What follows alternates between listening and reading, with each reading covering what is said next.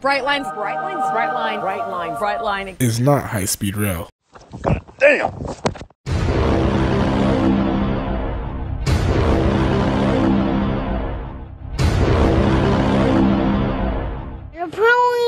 I've never been on live television before, but apparently sometimes I don't watch the news.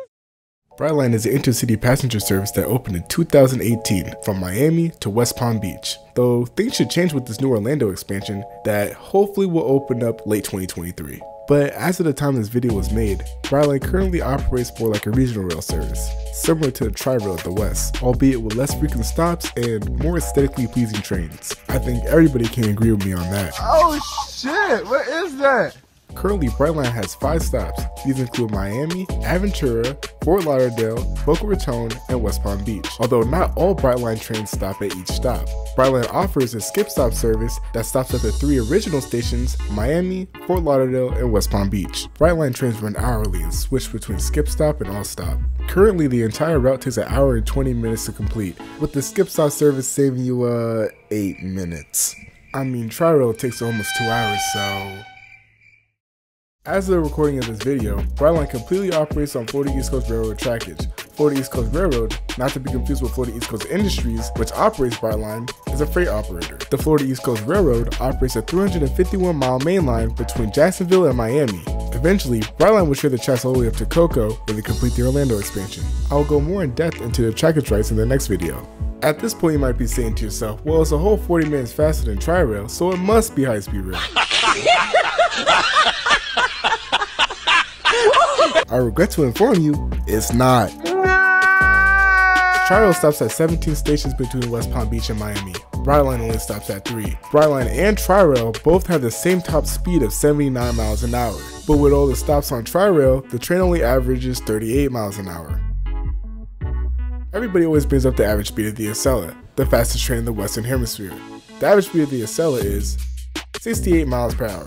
In order to calculate the average speed, you take the total distance and divide it by the total time it takes to travel that distance. My 5th grade math teacher, Ms. Herbert, would be proud. Unfortunately, the problem with doing this math means that layovers are included, so this also includes the Acela's 10-minute stop in New York. So with that in mind, let's take a look at Brightline's average. Brightline has an average speed of 55 miles an hour, 13 miles an hour slower than the Acela. Banks Rail. What is the definition of high-speed rail? Well, I'm glad you asked, Banks Rail. That was an excellent question. Thanks, Banks Rail. No problem, Banks Rail. Wow, he's a really cool guy. I should subscribe to him.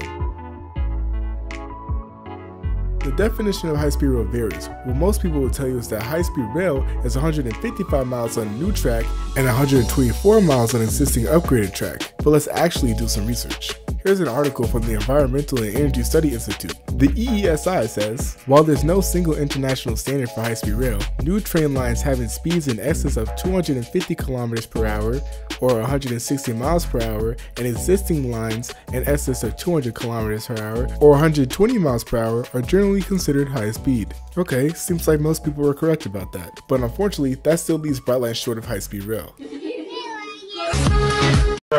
As mentioned before, the part from Miami to West Palm Beach has a 79 mile per hour top speed, and the part from West Palm Beach to Cocoa has 110 mile per hour top speed. The expansion from Cocoa to Orlando reaches 125 miles per hour, yet it's still on brand new tracks, so it doesn't meet the qualification for high-speed rail. Now I know what you're thinking. Is that all you got, nigga? Oh, no, nigga. That's just the tip of this iceberg.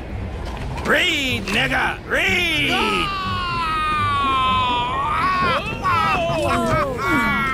Generalization isn't good enough, so I decided to bring up another source, and this will put the final nail in the coffin.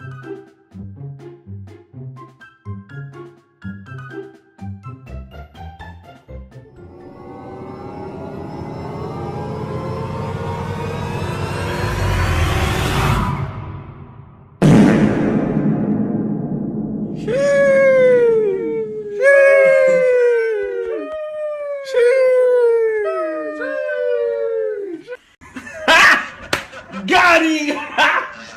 Got him! And for many of you who have passed basic algebra, know that more than does not mean equal. And I know you might be like, oh, but that's such a stupid nitpick. It's so close. And to that I say,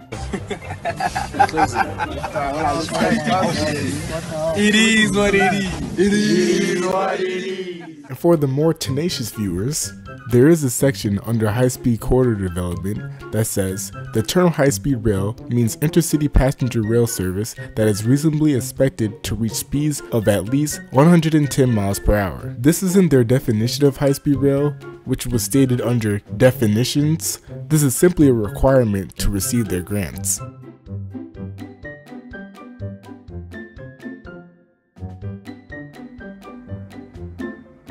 Boy, if you don't get I think it's also critically important that we understand the scale of this project. Just because the top speed of the new line is going to be 125 miles per hour doesn't mean the train's going to be running 125 miles per hour the entire time. The Acela is a great example. People always complain about the Acela only reaching 150 miles per hour on 52 miles of the entire route, but then those same people will turn around and give Brightline praises for only reaching 125 miles per hour on a 20-mile stretch. Please make that make sense. None of what I'm saying in this video is meant to cast shade on Brightline, but we as Americans have just lowered our standards so much for what's acceptable as high-speed rail that it's starting to blur the lines with actual conventional rail.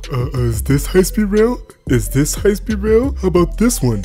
And on top of that, there are the people that bring up Brightline Florida when mentioning California high-speed rail, as if those two are anywhere close to the same thing. If you're doing it, stop it. Get some help.